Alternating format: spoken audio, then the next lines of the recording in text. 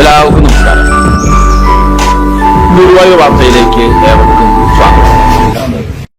Guruvayur chamber of കൊമേഴ്സിന്റെ നേതൃത്വത്തിൽ കഴിഞ്ഞ 8 വർഷമായി എല്ലാ വ്യാഴാഴ്ചകളിലും കൂടാതെ സ്പോൺസർമാർക്കനുസരിച്ച് മറ്റു ദിവസങ്ങളിലും നടത്തിവരുന്ന വിശക്കുന്ന വയറിനൊരു കുതിച്ചുവത് എന്ന അന്നദാന ജീവകാരുണ്യ പദ്ധതി നടന്നുവരികയാണ്.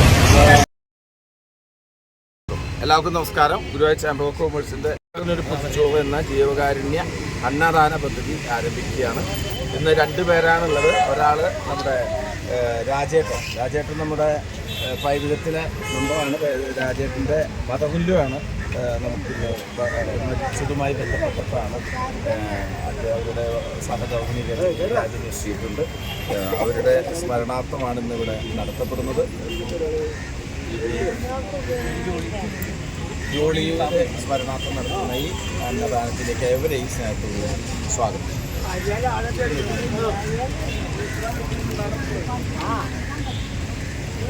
എല്ലാവർക്കും നമസ്കാരമുണ്ട്. ഗുരുവായൂർ ചേംബർ ഓഫ് കൊമേഴ്സിൻ്റെ വിശക്കുന്ന വയറിന് ചോറ് എന്ന അന്നദാന ജീവകാരുണ്യ പദ്ധതി ഇവിടെ 8-9 വർഷങ്ങൾക്ക് അത് നടന്നു വരികയാണ്. ഇന്നിപ്പോൾ നമുക്ക് സ്പോൺസർ ചെയ്തുള്ള 2 കൂട്ടരാണ്. അതിനെപ്പറ്റി ഡീറ്റെയിലൊക്കെ രവിയേട്ടൻ പറഞ്ഞു കഴിഞ്ഞു.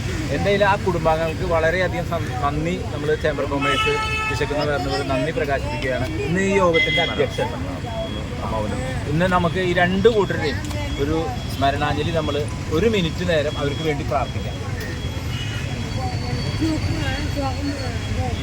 ഇന്ന് വിശക്കുന്ന വയറിനൊരു കുതിച്ചുവത് എന്ന അന്നദാന ജീവകാരുണ്യ പദ്ധതി അധ്യക്ഷൻ ശ്രീ രവിയേട്ടനാണ് ചങ്കത്ത്. അദ്ദേഹം എല്ലാ ജീവകാരുണ്യ പ്രവർത്തനങ്ങളിലും വളരെ മുൻകൈ എടുത്തിട്ട് പ്രവർത്തിക്കുന്ന വ്യക്തിയാണ്.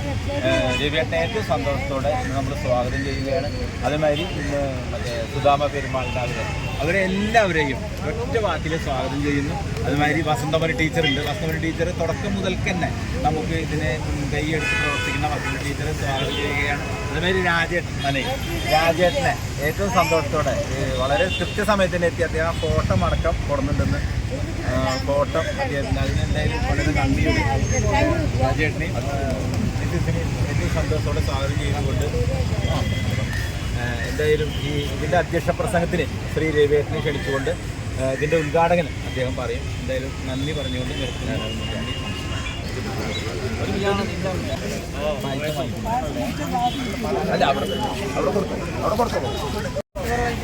ചോറ് വേണ്ടേ?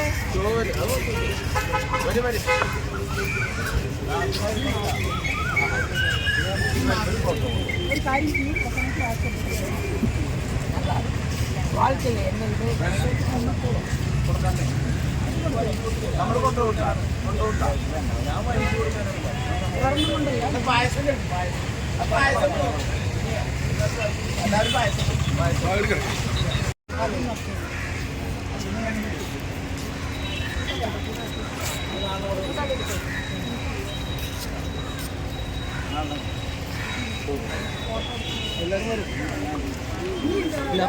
ഗുരുവായൂരിലെ വാർത്തകളും വിശേഷങ്ങളും അറിയാനായി ഗുരുവായൂർ വാർത്ത യൂട്യൂബ് ചാനൽ സബ്സ്ക്രൈബ് ചെയ്യുക.